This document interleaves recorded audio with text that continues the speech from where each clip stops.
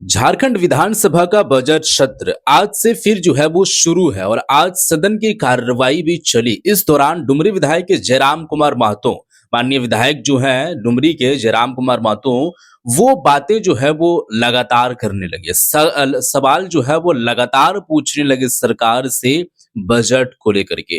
काफी और भी बातें वो किए हैं। महज 4 मिनट के अंदर में कई मुद्दे वो रख दिए हैं और कई सवालें भी पूछ लिए हैं।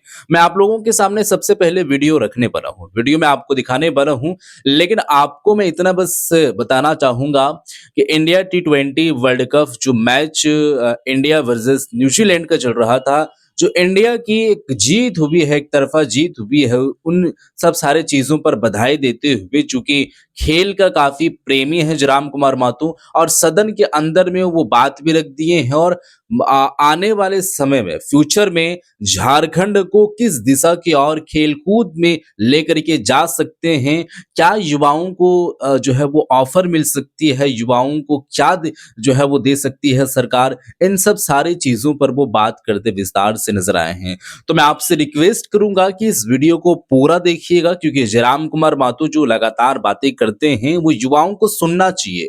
युवाओं को सुनना इसलिए चाहिए कि आखिर में उनका बोलने का जो मकसद रहता है, बोलने का जो अंदाज रहता है, और उनका आगे से जो सवाल का जवाब निकलकर सामने आता है, कहीं ना कहीं आपकी जिंदगी में वैल्यू ऐड करेगी। आप उसको देखेंगे तो वैल्यू ऐड आपकी जिंदगी में होगी और कुछ ना कुछ तो एटलीस्ट आप जरूर सीखोगे। तो मैं सबसे पहले वीडियो प्ले करता हूं, पहले आप इस वीडियो को देख लीजिए, फिर उसके बाद में आगे की बातें करेंगे। पहले आप इस वीडियो को देखिए। सबसे पहले मैं वित्त मंत्री महोदय और सरकार को बधाई दूंगा कि उन्होंने चतरा में भारत रत्न संविधान निर्माता डॉक्टर भीमराव अंबेडकर के नाम पर विश्वविद्यालय खोलने की योजना बजट में शामिल किया है। निसंदेह एक बहुत बड़ा कारगर और मील का पत्थर साबित होगा, लेकिन मेरे कुछ सवाल हैं कि यह कब तक पूरी होगी। सबसे बड़ा दिलचस्प देखना होगा मंत्री महोदय कि पूरी कब तक होगी। मैं ये बात इसलिए कह रहा हूं कि पिछले बजट भाषण में, जिसको मैंने, चूंकि आपके भाषण को बड़ी गंभीरतापूर्वक सुनता हूं, आपको सुनने के बाद लगता है कि सही में कोई एक लाइब्रेरी में बैठा हूं, तो मैंने सुना था उसमें आपने पृष्ठ 24 में कुल 10 विश्वविद्यालय खोलने का वर्णन किया था। इसके अलावा 5 अभियंत्रण महाविद्यालय खोलने का जिक्र किया था, लेकिन अभी भी वो धरातल पर नहीं दिख रहे हैं। अगर बात करें तो इस राज्य में मैं आसन के माध्यम से उच्च तकनीकी शिक्षा मंत्री महोदय को भी कहना चाहूंगा कि 9 पॉलिटेक्निक भवन का निर्माण वर्षों पूर्व हो चुका है, लेकिन अभी तक पढ़ाई आरंभ नहीं हो चुकी। मैं उनका नाम बताना चाहूंगा: कोटी, हजारीबाग, जामताड़ा, गोड्डा, पलामू, चतरा, बगोदर, लोहरदगा। इसमें क्या है कि अनुमानित 800 से 900 करोड़ की लागत से पॉलिटेक्निक कॉलेज बनकर तैयार हुए होंगे, लेकिन अभी वहां पढ़ाई शुरू नहीं होने के कारण मंत्री महोदय हमें लगता है कि उनका दीवार, खिड़कियां, दरवाजे और पंखे तक चोरी होने लगे हैं। तो सवाल ये है कि हम जब तक उसकी गुणवत्ता की बात नहीं करेंगे, भवन बनाए जाते हैं, ठेकेदार टेंडर लेते हैं और कमीशन करते हैं, फिर छुपा किसी से नहीं है, लेकिन उसकी सार्थकता तभी होगी जब उसमें वास्तव में बच्चे पढ़ने जाएंगे। तो आज मैं 9 जिन पॉलिटेक्निक संस्थानों का मैंने जिक्र किया है, मंत्री महोदय स्वयं एक बार उसका विजिट कर लेंगे।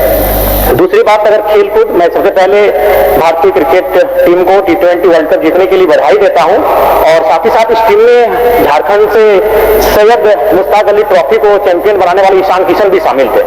और खेलकूद मैं इसलिए बात करना चाहता हूं क्योंकि मैं युवा हूं और मेरा मानना है कि खेल में अगर सरकार फोकस करे तो शायद हम युवाओं को अच्छा स्कोप दे सकते हैं। ये झारखंड की भूमि प्रतिभाओं की कमी नहीं है, हमें याद करना चाहिए। आज तो फिर हमने बहुत सारा सिस्टम बदला, आज हम 21वीं सदी में जी रहे हैं, लेकिन याद कीजिए 1928 जब उस समय भारत देश अंग्रेजों के अधीन था और इस रांची के छोटी से जयपाल सिंह मुंडा ने भारत को पहला ओलंपिक में गोल्ड मेडल दिलाया था। यानी प्रतिभाओं की कोई कमी नहीं है, सवाल उन्हें हम प्लेटफॉर्म कैसा देते हैं।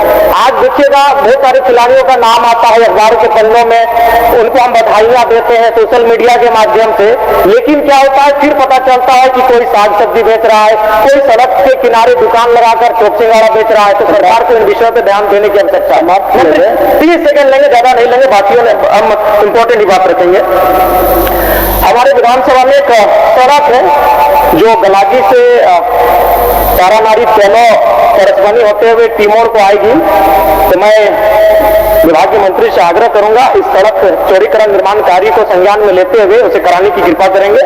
साथ ही मेरा विधानसभा क्योंकि ग्रामीण क्षेत्र में आता है, मैं चाहता हूं कि मेरे विधानसभा के डुमरी और नावाडी ब्लॉक में 2 सीएम स्कूल ऑफ एक्सीलेंस विकसित किए जाए। और साथ ही साथ एक सूचना दे दिया था कि क्योंकि बात अभी डीके सिंह है जो 3 यूनिवर्सिटी के वीसी है, तो हम लाख अच्छी बातें करें, अगर एक व्यक्ति अगर 3 विश्वविद्यालय के वीसी बनते रहेंगे तो फिर हमें नहीं लगता है कि शैक्षणिक व्यवस्था हमारी ठीक ठाक चलेगी। और आज क्या हुआ, यूजी और पीजी का जो मिड सेमेस्टर का एग्जाम था डीएसपीएमयू में, जिसमें वीसी नहीं होने के कारण कर्मचारियों ने शायद ताला बंद किया था, जिससे एग्जाम नहीं हो पाया। और ऐसे में क्या होगा कि सेशन पूरा लेट हो जाएगा। अतः हम बातें तो बहुत अच्छी करते हैं, बजट के माध्यम से हम बहुत अच्छी चीजों कर लेकर आते हैं, लेकिन ग्राउंड पर इसका रिपोर्ट क्या है उसको निरीक्षण करने की आवश्यकता है। तो मैं सबसे पहले चाहूंगा कि ये जो एक व्यक्ति है जो 3 यूनिवर्सिटी के वीसी है, कम से कम इस पर अभी पुनः संज्ञान लेने की आवश्यकता है। तो जी हाँ दोस्तों, वीडियो तो आप लोग देख चुके हैं कि किस तरीके से जयराम कुमार महतो बजट पर जो है वो चर्चा की है कि देखिए बजट तो कागजों में काफी जो है वो एक अच्छा अनुभव देता है। मतलब देखने का जो एक रहता है, देखने से काफी अच्छा लगता है, लेकिन जब वही अगर धरातल पर आए तो फिर वैसा काम भी नजर नहीं आता है। और काम तो छोड़िए, कई ऐसे प्रोजेक्ट हैं, कई ऐसे योजनाएं हैं जो गायब हो जाता है, पता भी नहीं चलता है। अब 10 विश्वविद्यालय को लेकर के वो सवाल पूछे हैं कि पिछले वर्ष जो है वो बजट में जो है वो ये 10 विश्वविद्यालय का जो नाम आया था नवीनीकरण का, बनाने का, वो कहाँ है? उसका डेटा थोड़ा-सा देने की जो है वो कृपा करें। तो ये एक तरीके से जो है वो सवाल जो है वो पूछ रहे थे।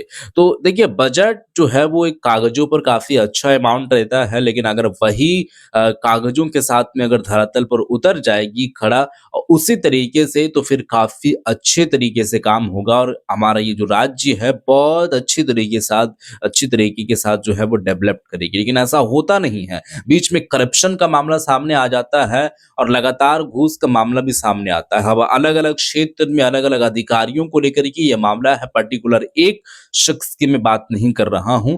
तो बातें आप लोग सुन चुके हैं जयराम कुमार महतो जी का, जो आखिर में बोलने का मकसद रहा है, जो कहना वो चाह रहे थे कि खेलकूद के मैदान में युवाओं को भी हम कुछ दे सकते हैं स्पोर्ट की लाइन में, तो वो भी सरकार को चाहिए कि थोड़ा-सा जो है वो देखें।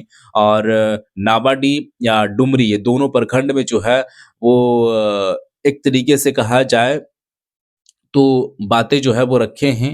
अब वो सब सारी बातें जो है वो एक तरीके से जो उनको लग रहा है और जो उनको फीडबैक मिल रहा है जो है वो जनता का, वो सारा जो है वो सदन के अंदर में जो है वो उठाने की कोशिश कर रहे हैं और लगातार बात रख रहे हैं और वो मुखरता के साथ जो है वो बात भी कर रहे हैं।